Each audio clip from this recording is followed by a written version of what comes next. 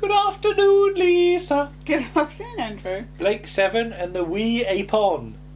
Or weapon. Or weapon, if you can speak English, which is more than I can. Or technically, the three Blakes. The three Blakes. Blake 7 and the three Blakes. Yes. So I like calling it the three Blakes. Yes. First of all, I put Boucher's back. Mm-hmm. Because you think for a moment, is it going to be Terry Nation? Yes, Was Boucher just a once-off? No. Will there be a new writer? No, Boucher's back. Boucher's back. It's like Kevin's ear, but Boucher's back. First of all, kaboom! Mm-hmm. A shuttle thing explodes Yes. on Flim. Oh, Flim. And then we cut to Wurzel Gummidge's field. There's a little bird tweeting as well. Where there's a load of sort of barley or something growing. And John Bennett and Candace Glendenning, mooching about in a field in big collars. Yes, they're such impractical costumes. Yeah. I mean, she's meant to be a bond slave. Yeah. So, and she's got this sort of weird collar with a load of sort of frilly bits. Yeah, but he's got a huge collar, yes, hasn't John he? Bennett's collar's ridiculous. That's not practical if you to work in. If you had to turn around and look both ways to cross the You wouldn't road, be he wouldn't be able to see You'd have to turn his whole body. the Green Cross Code man. Wouldn't be impressed. Wouldn't be impressed. But she was a freed bond slave apparently, and John Bennett's brought his picnic box with him. Again, it's a different one to It's a different one. Blake's one or Villa's one. It's a black one because they're all in black, aren't they? They are. Yeah. Very slim in black. Yeah, it's very black and white costuming for everybody else apart from the Liberators, the Liberator lot. But then we cut to a sort of a white room with some stairs and some moody lighting. Yes. And there's a man with an eye patch. Yes. Who's all in black, and he's got a finger ring thing, a bit like Travis used to have. Yeah.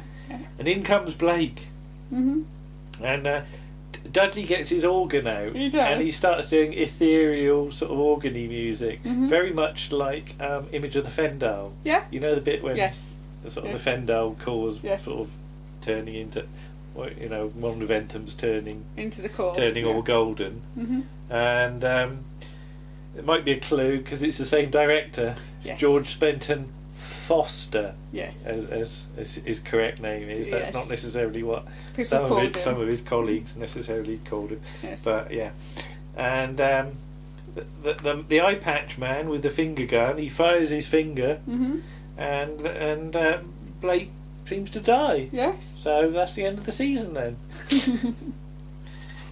It's almost like some bloke's turned up and he wants to cosplay Travis, isn't it? Almost. Because this is dear old Brian Croucher. Yes. Yes. Why not make him somebody else? Or, at a stretch, Travis's brother or something. But to make him Travis is just...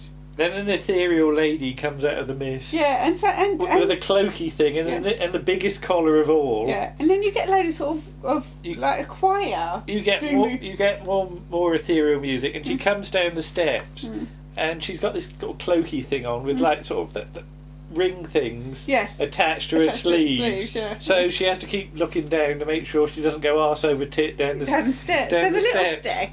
Yeah, because she's doing her best to be all sort of mysterious and magical and godlike.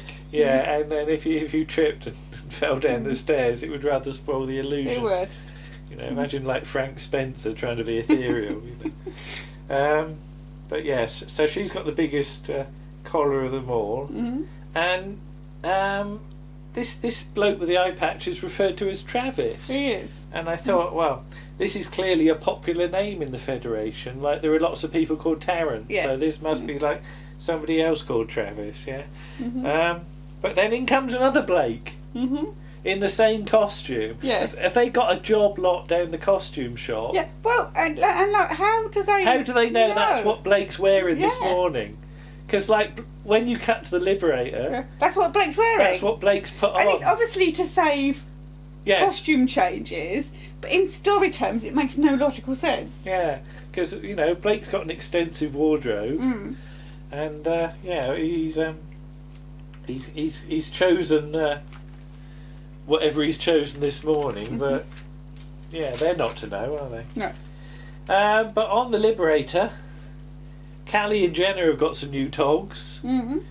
They're in a red thing and a blue thing, aren't they? So Callie's in red and Jenna's in blue. She's got that little sun thing on her shoulders. But this bloke that's called Travis has got a sort of weird badgy thing on as well. So everybody's got sort of adornments, decoration. Yes. Needless to say, this is a June Hudson costumed is it? episode. Okay. You can sort of tell.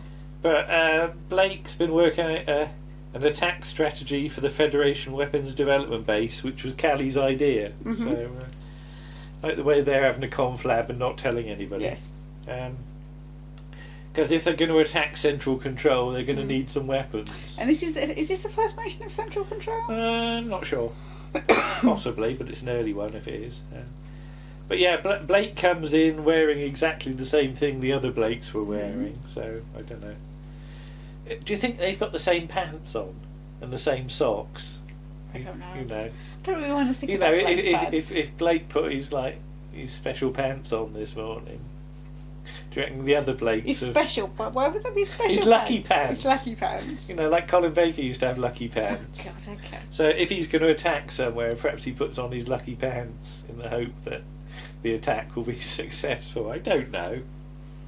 Don't you have lucky drawers? No. Right. Okay. Let's move on. You don't need them. You've already got me. Move on. Okay, move on.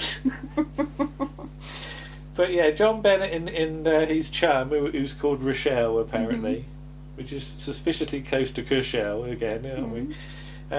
They're mooching about, and Servalan has a bit of a Barney with Travis.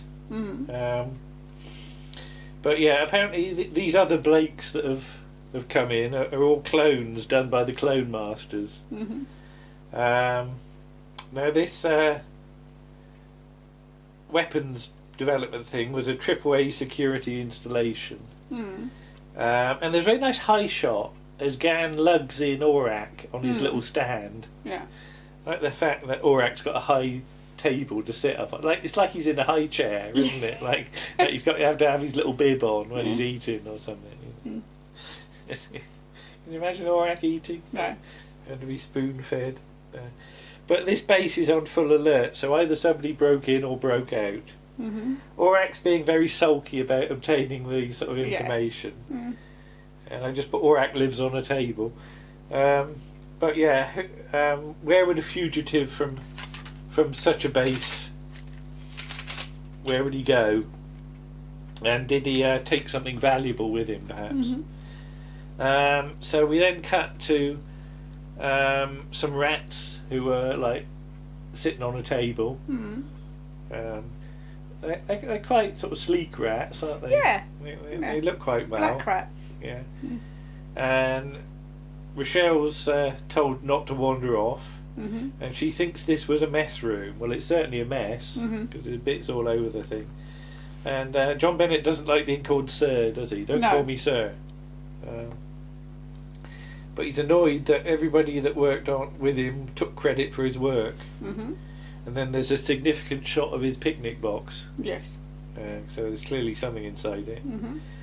But back to Servalan and Travis, and apparently you don't hurry a clone master. No, because she's got really steep steps to come down. So she's not going to do any...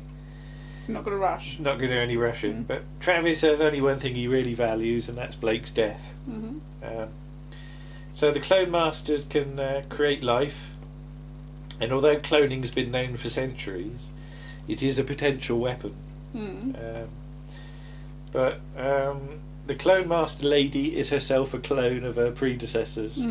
So yeah, the lights go down to go all like moody. A mood thing. Yeah, somebody switched on the mood lighting. Yeah, it's like the lights change with people. And I thought they needed to put a shilling in the meter at first, because I thought imagine the clone master having to not float over to the meter and put a funny coin in. Put a funny foreign coin in. That was just about doing. Like Steptoe. One with a hole in it. But she says this room is a vegetable.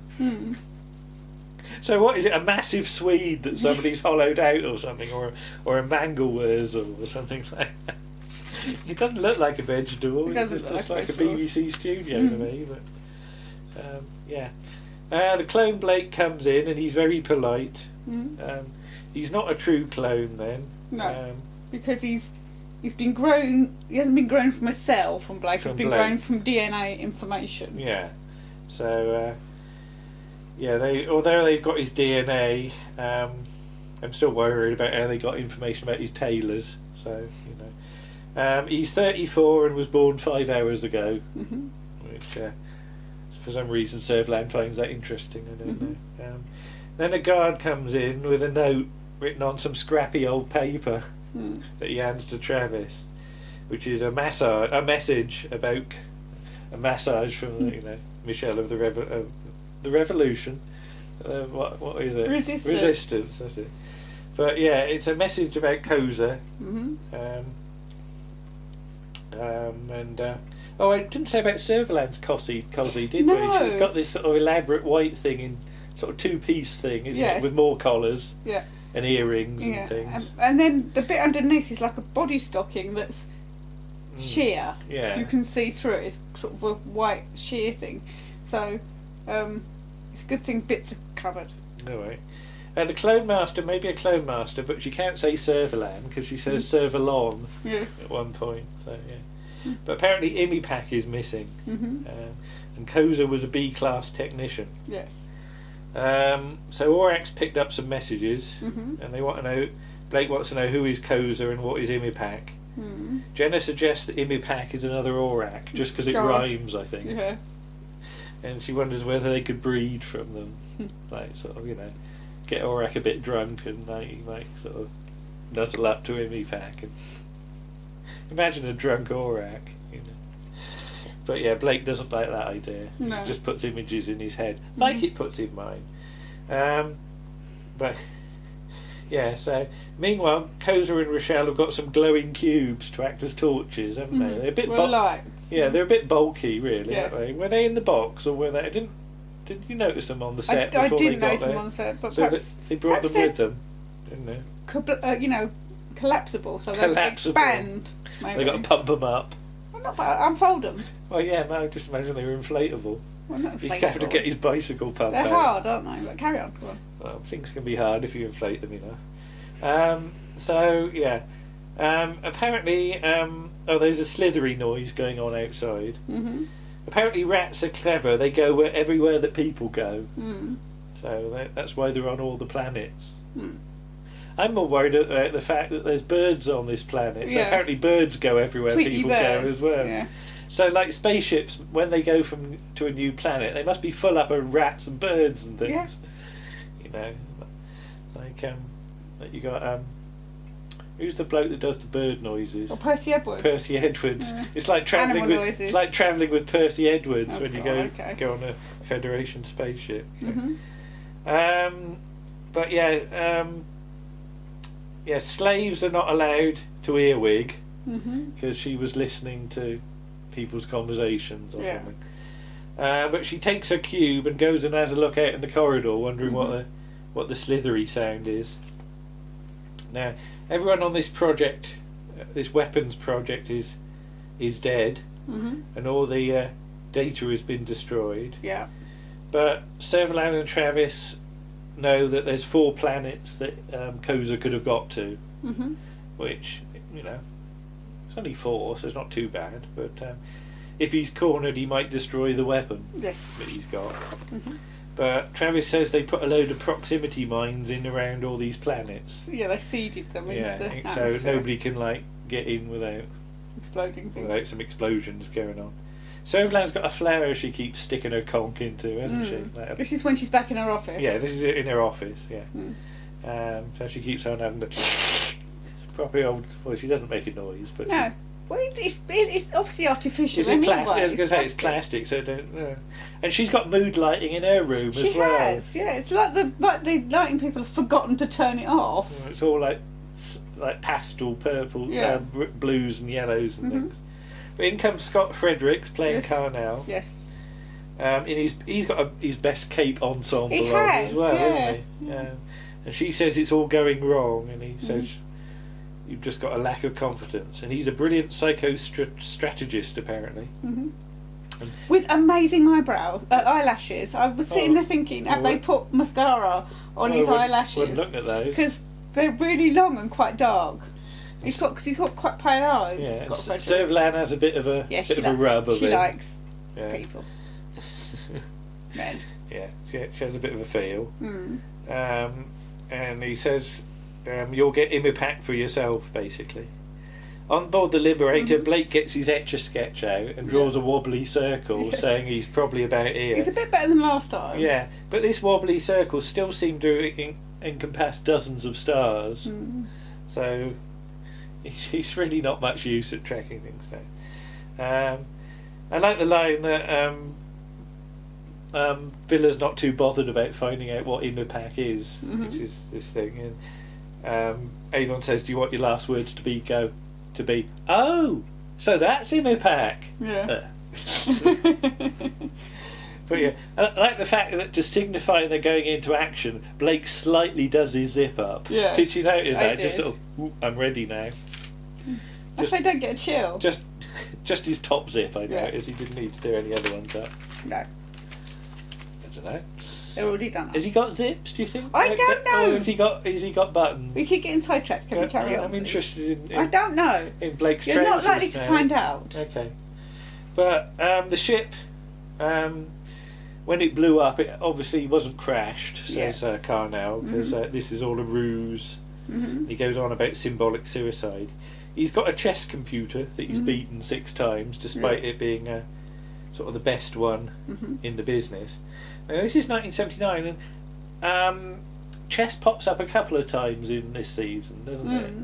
And it was about the time I was starting to sort of learn chess at school, because you never really learned it. No. Okay, but this must have been about when I learned it, and I used to occasionally play it on the school bus coming home, and I got an admission now. Somebody had a little portable chess set, and we were playing a game of chess, and I was on the, getting fairly close to home.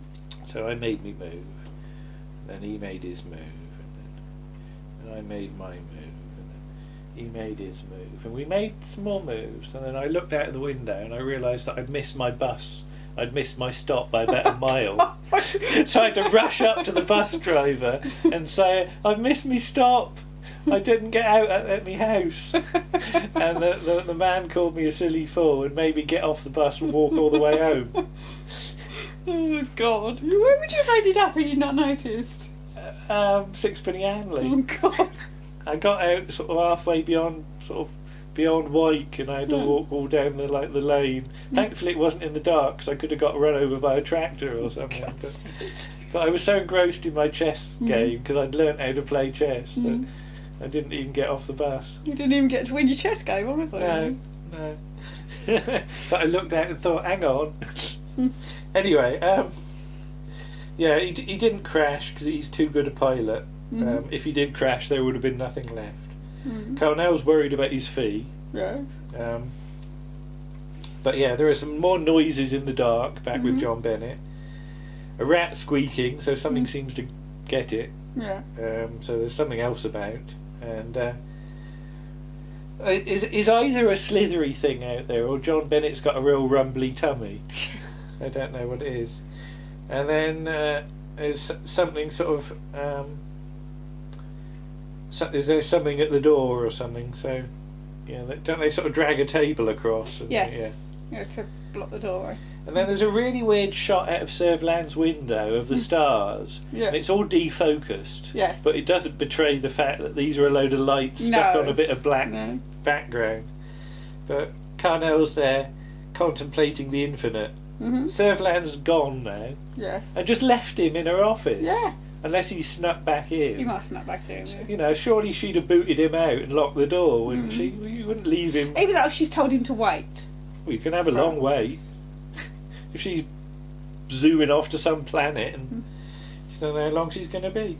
But a bloke comes in, an officer, and he's got a long cloak on as well. Right. And he's got a confidential report that... I like the way Carnell says that intelligence is the only sin if you're an officer, basically. But he says he's a psychostrategist, and the other bloke goes, a puppeteer? Yes. As though that was some sort of nickname that they have. Yeah. And he sort of hands the report over for him to look at, and basically saves his life, apparently, because he gets given the chess game. So, thank you for saving my life. It's the only thing I've got to give you.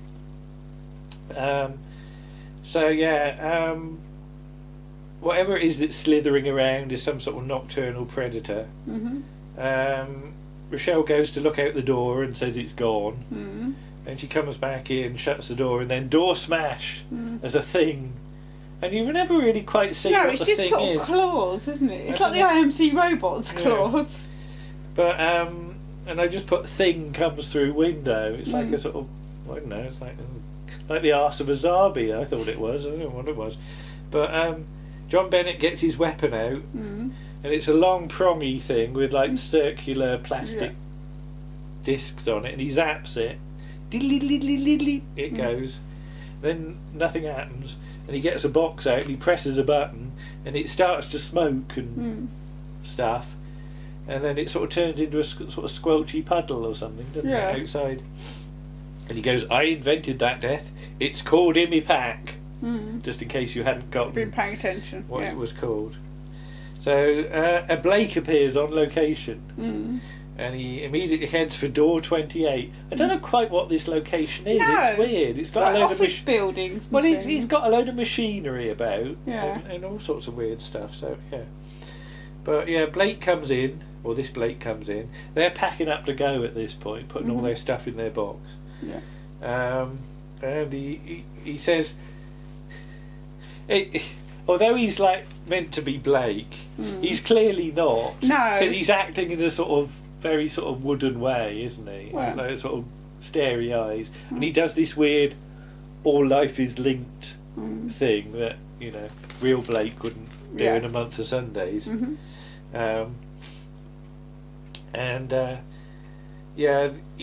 How it works is you zap your victim with the prong thing, and then when you press the button, it activates the unstable molecules, as John Bennett says, not molecules, molecules. But yeah, and it's got a range of 1 million miles, which frankly on the galactic side isn't very much. Okay. You just have to go to the next planet and you'd be safe. So 1 million miles sounds a lot, but but yeah.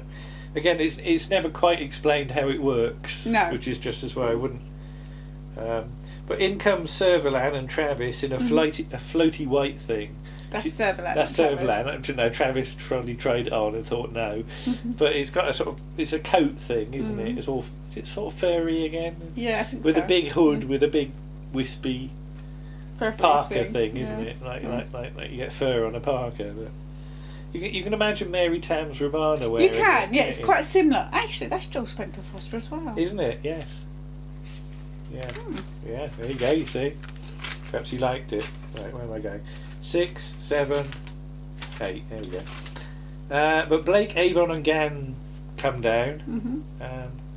Avon's put a sort of leathery thing on to be outside, doesn't he? Yeah. Now, you got to pay attention here. Who gets zapped by who at this point? Oh God, yeah. As Koza gets zapped by Servalan. Yeah, and killed. And zapped, yeah. What, a kill? Yeah, well, yeah, if she presses the button. Yeah. And then Blake, Avon and Gann do some noisy walking about on a sort of walkway thing. Yeah. Well, she also zaps Travis. Yeah. Oh, that's true, yeah. And the guard. Yeah. So, yeah, they sort of come down some... I've just put... Travis is zapped in secret. He's clearly deaf. Because it makes a zzz, and there's nobody else to zap at this point. No. So, I'd have turned around and go, who are you zapping? Yeah. Somebody come in, but yeah. And I just put birds everywhere. Blake protects Rochelle by sort of... The Blake clone. Yeah, he does that. Get off her. Yeah. And he takes him to he doesn't room. waste time, he does doesn't. he? No, he takes after his... Yeah.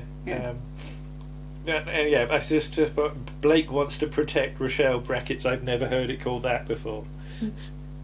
So yeah, there's a dim guard who Gan sneaks up on. Gan of all people, sneaky Gan. And there's two more guards that get zapped by Avon and Blake. Yeah, Servalan zaps the guard at this point. And Travis goes off to put his smell on everybody, put his mark on everybody. Put the imipack. And I love the way that, because they have to do it with an overlay on film with this sort of diddly light thing, Avon, Blake and Gan, one at a time, have to walk into the centre of frame, stand there and look around for a bit whilst they get zapped, walk out of frame, and then the next one comes in.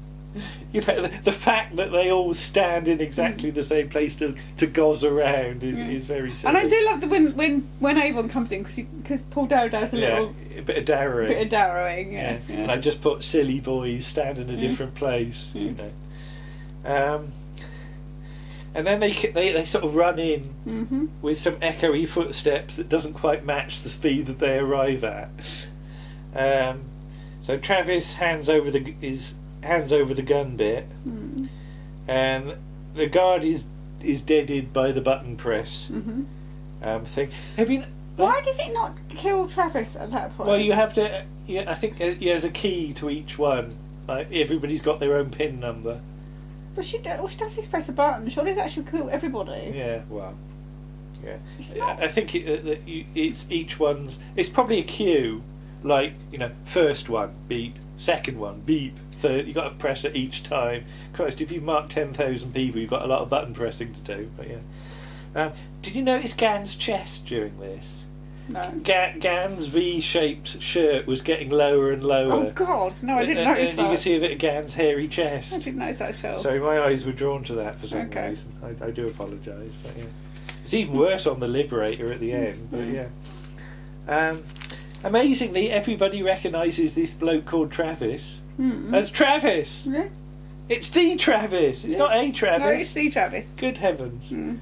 Then Servalan basically tells them to run away. Run away. So they all teleport up. And it's Servalan's thing to make everybody else assume that Blake's nicked Imipack so that she can have it. Yeah. So they go and hide round the other side of the planet. Yeah. Hit a mine. Travis is given the box to zap them with. And then there's an almighty explosion on the Liberator as though a fuse has blown, which turns out to be they've hit a proximity mine. But Rochelle marks both Travis and Servalan. Although Travis has already been marked. He has. And when he pressed the button, would he have killed himself as well? Well, that's the thing. Well, he wouldn't have known at that point, would he? But, no. Yeah. So the Blake clone and Rochelle have sort of all cozied up by this point, haven't they? And Blake says how it's almost as though we were on strings and Servalan was a puppeteer. Did you get that? We said that earlier in the episode. And I just put clunky. Some ships go after them, and I just put Gan's gaping chest. Because you kind of really, it's like almost down to Gan's little navel. And, Servalan and Travis are basically told to bugger off, and a message will be sent to Blake about. And I noticed they're all like, they do a little holdy hands thing over the box, and the music goes all lovey-dovey. So yeah. But what if there's another thing? Another what thing? A squelchy thing. Squelchy thing. I don't know. Back at Servalan's HQ, Carnell has gone, but he's left a message on video. And he was a brilliant psychostrategist who planned everything, but he forgot about the girl. No, he said actually. Well, no, he didn't know about the girl. He didn't know. Your people didn't. Yeah. But I like the implication because she was a girl, nobody bothered to tell her. No, because she was a slave. Yeah, even so. But yeah, beware Travis, he's as mad as ever. And by the way, Servalan, basically you're the sexiest officer I've ever known. And Servalan has a great big silly grin on her face and like sticks her nose in her flower and has a sniff. And that's the end of the episode. What do you reckon then? Yeah, it's okay. There are bits of it that are just very silly. The music is very silly. The costumes are just impractical. Yeah. And somebody's got really noisy shoes. But the big question is, what do you think about the Travis thing?